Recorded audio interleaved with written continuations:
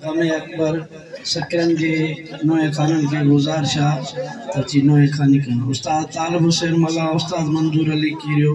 انجمن غم اکبر سکرن یا حسین تمام ازادارن کے گزارشا حلقے میں چن مہمان انجمنہ یقیناً اج 9 محرم جی راتا صبح 10 محرم جی راتا وریا نصیب تمام ازادارن کے گزارشات حلقے میں چن یا حسین یا حسین یا حسین یا حسین یا حسین یا حسین یا حسین یا حسین معصوم سکینہ غازی کو بھیا کھنیر وہائے معصوم سکینہ غازی کو بھیا کھنیر وہائے معصوم سکینہ غازی کو بھیا کھنیر وہائے معصوم سکینہ غازی کو بھیا کھنیر وہائے معصوم سکینہ غازی کو بھیا کھنیر وہائے معصوم سکینہ غازی کو بھیا کھنیر وہائے معصوم سکینہ غازی کو بھیا کھنیر وہائے معصوم سکینہ غازی کو بھیا کھنیر وہائے معصوم سکینہ غازی کو بھیا کھنیر وہائے معصوم سکینہ غازی کو بھیا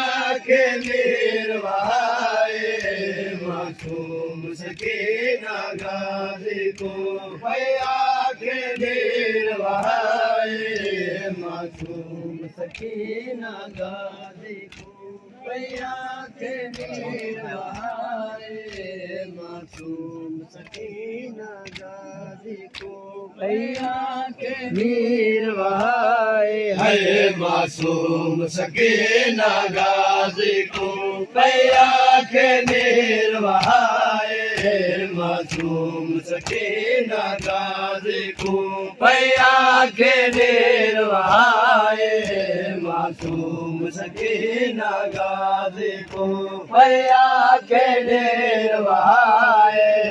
معصوم سکینہ غازی کو بھیا کھنیر وہائے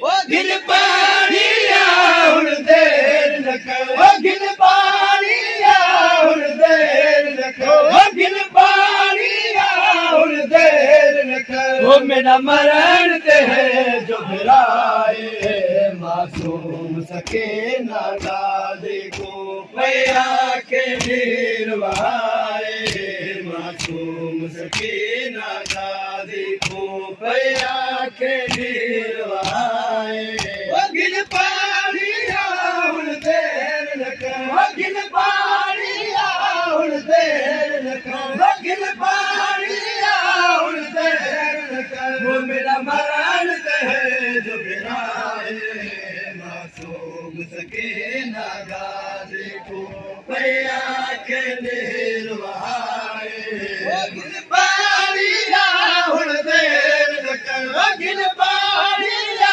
ہن دیر نہ کر وہ میرا مرن تے ہے جو بھرائے معصوم سکینہ غازی کو بھیا کھنیر وہائے معصوم سکینہ غازی کو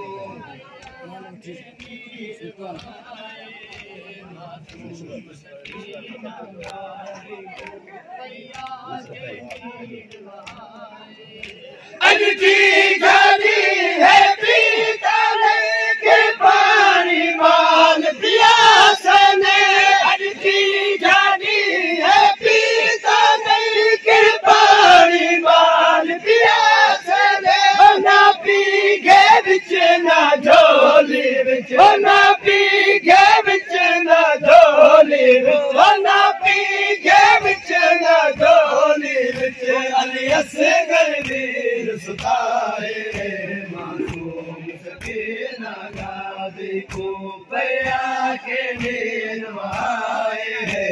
معصوم سکینہ غازی کو بھیا کے نروائے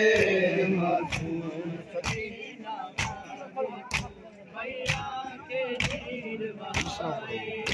معصوم سکینہ بھیا کے نروائے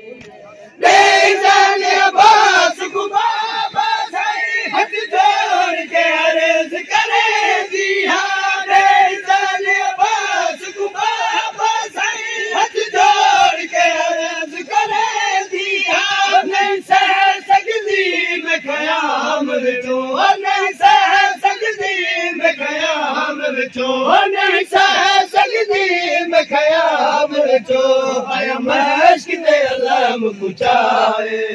معصوم سکینہ غازی کو بھیا کے نروائے